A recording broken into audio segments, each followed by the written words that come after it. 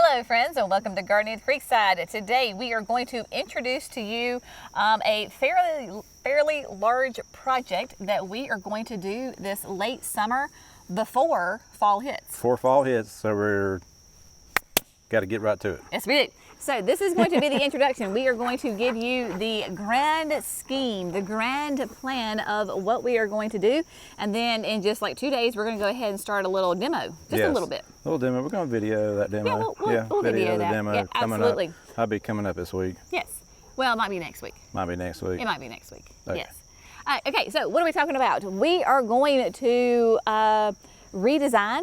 Is that the word we're going to call it? Yeah, we're going to re-landscape the front of the house. So if you're like really looking for a new way to landscape the front of your house, get some really good ideas on how to landscape or get re-energized after summer, to jump into the fall, to re-landscape your house, this is a great video to watch. And we're going to kind of go through some steps of the designs and problems that we face here that you may face too. Right. So why are we doing this? All right, well, come on, let me show you why we're going to do this.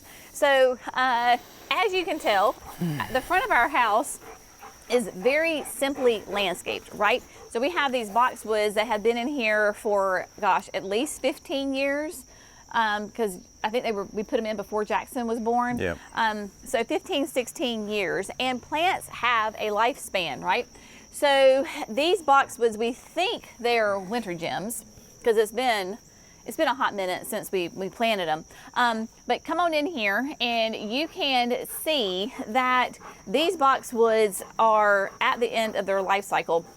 All right, so I prune these boxwoods once a year, and if I prune any more, I am going to get into this brown wood. If I get into that brown wood, then they are not going to recover. All you're going to see is brown sticks. So I can't prune these any more than what I already have. And then on the back side of them, because of our house, there's zero sun that gets to the back, and they are naked on the back. So these things have served us very well. They have, and you just got, like Jenny was saying, just as far as the pruning goes, it's not going to look right when we go to prune them. We have landscape lighting, which we may kind of redo a little bit. We have landscape lighting in here that you can't even see anymore. But basically, we just want to do something new. We want to do something different. So the boxwoods are going to come out. So that's step one. Yeah. So step one, get the boxwoods out. So just trying to think about you guys at home, you know, because you think about trying to redo the entire front of your house, and that's a lot to do in a day, right? Mm-hmm. So if you want to I would do it in steps, and that's what we're going to do on this project.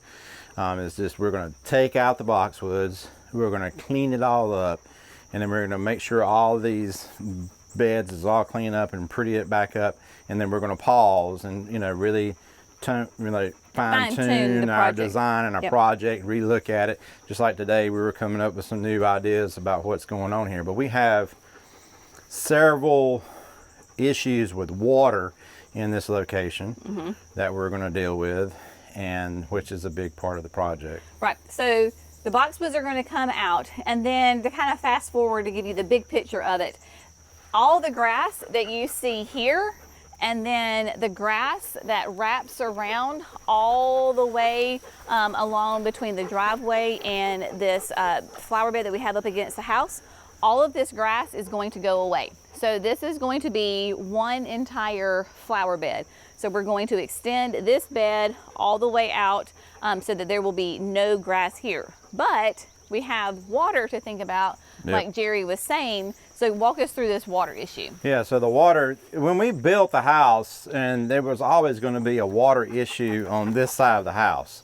You've seen where we did the project last year, which is behind the camera with the new raised beds, garden beds, but we have water here that collects all the way through here. So what we're going to do, just to be on the safe side, starting back here, we're going to trench in a French drain, probably put some catch basins here or down there, just to be on the safe side of catching any kind of underground water. So that way we're draining water out of the space. Our house is fully encapsulated. It is not a problem for water to run up on the house per se. It's all protected. There's no water getting into the home whatsoever.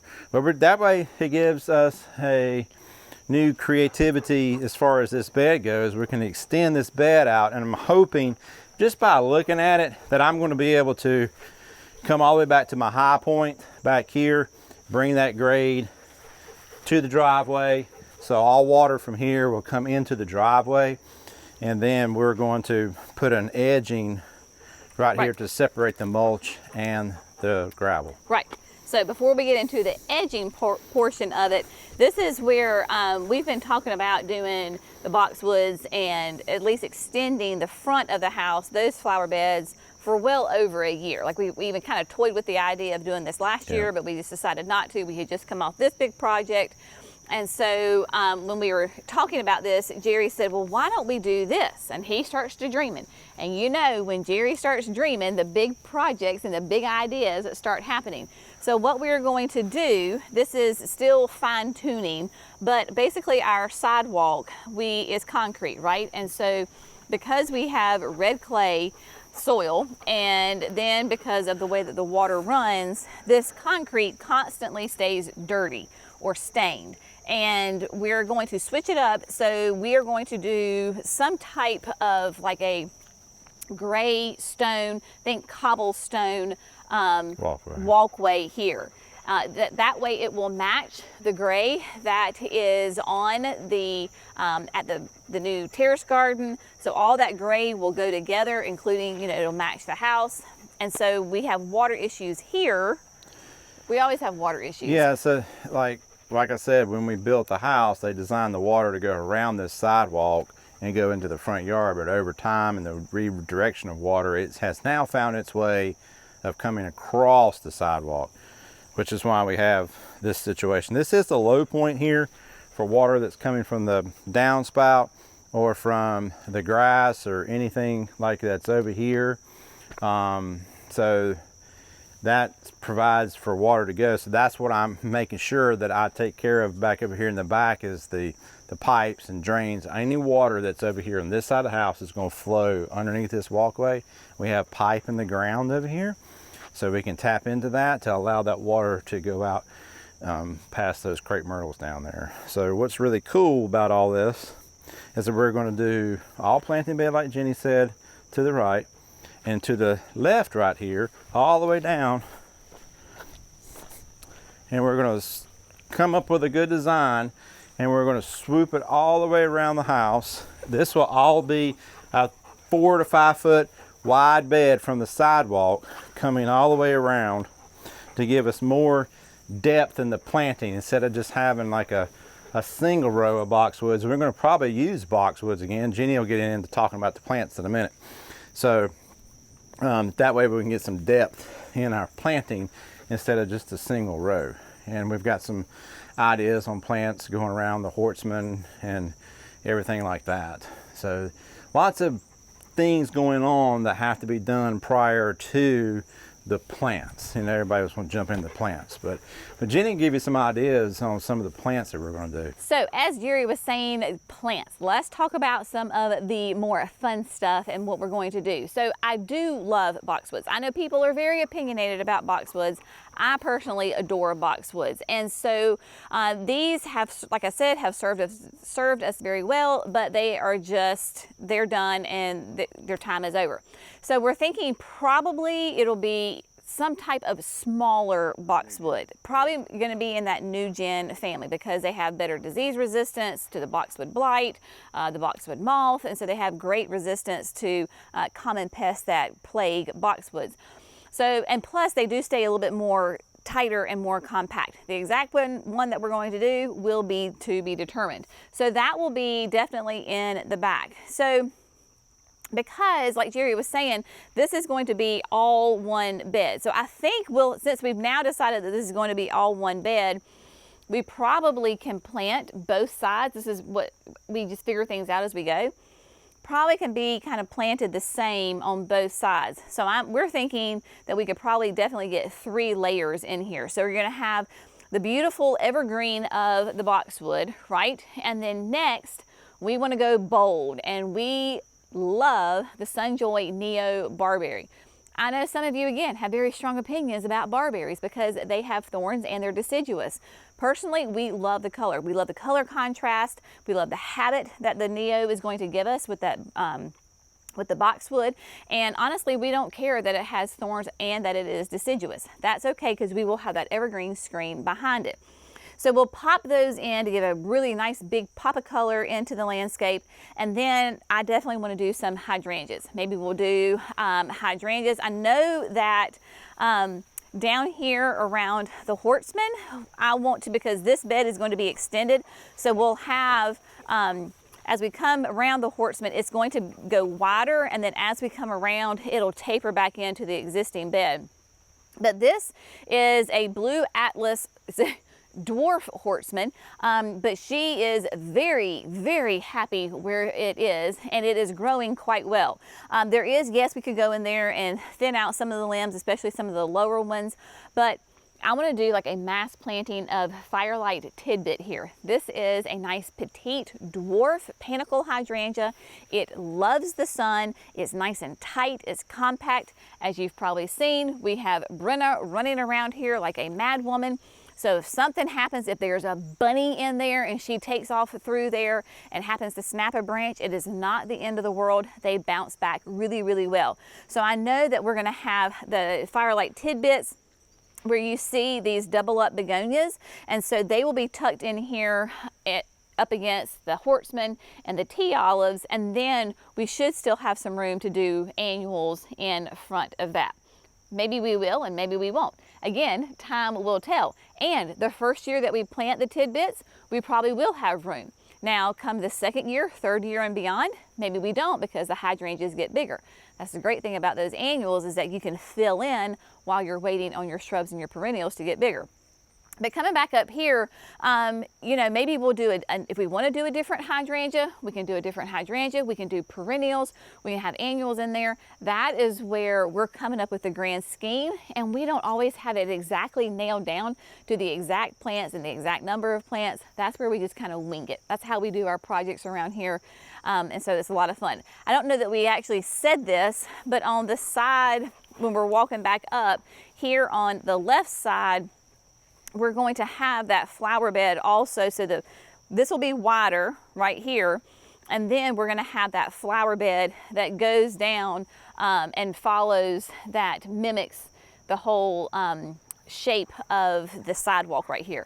So this will be fun, where we can put maybe we put some low growing evergreen shrubs or some perennial grasses. Maybe we do. Talked about one on the We did talk about some, but I don't know exactly what we came up with. So that's going to be the fun thing, is that we can figure that out as we're going along.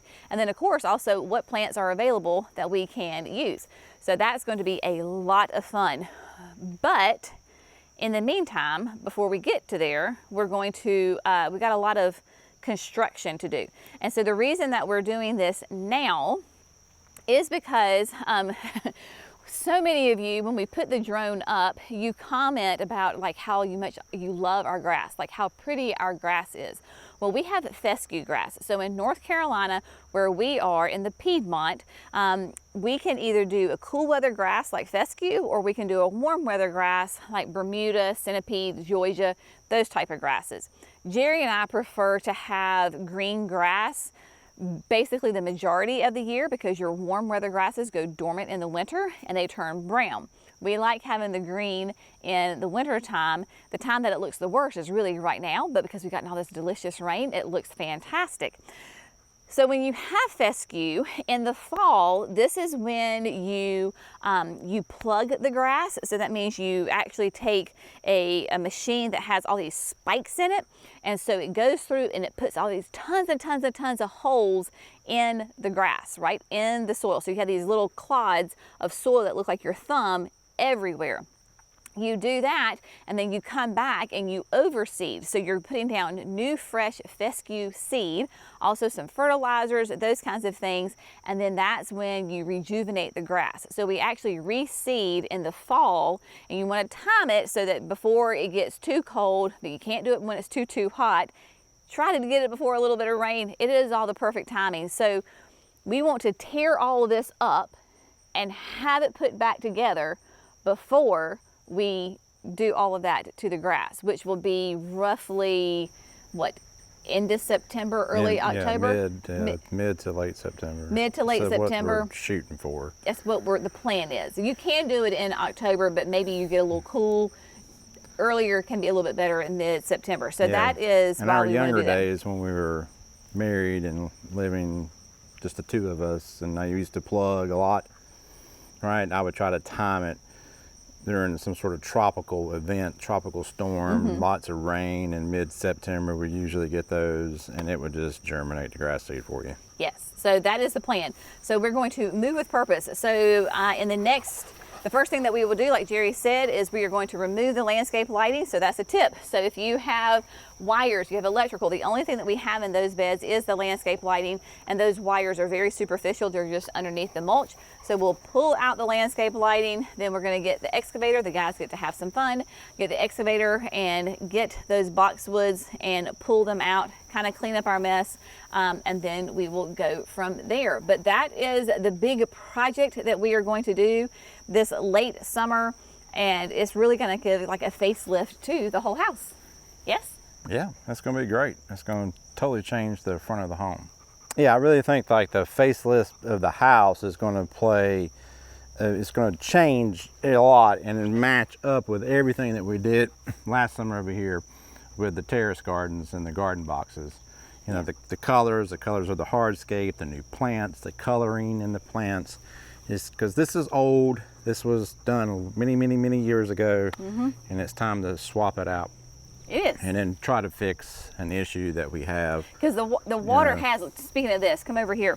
The water has become quite an issue because, and this has just happened this summer, but if you can see right here, look how much, because the water comes where Jerry is, and then it comes over the sidewalk, and it has completely eroded all of that.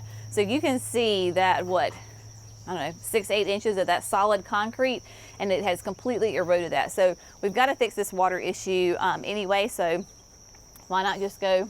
Yeah, we've got to get this fixed. This is, I think we were talking about, this is mainly from the downspout on the porch over here that's not going underneath the sidewalk. There is piping underneath the sidewalk, so we don't know if we're, it's crazy, we were having a discussion with trying to figure out the construction of this sidewalk, is that we keep the concrete because we are going to raise the grade possibly of the sidewalk to deter the water around, so it does not even try to attempt to come down the sidewalk. And so do you take it out, and do you go on top of it with the base and then use your pavers, since this is such a hard foundation, because we're going to need every bit of that plus another 6 inches or more to get to the grade that puts us above. So that's something we were talking about doing.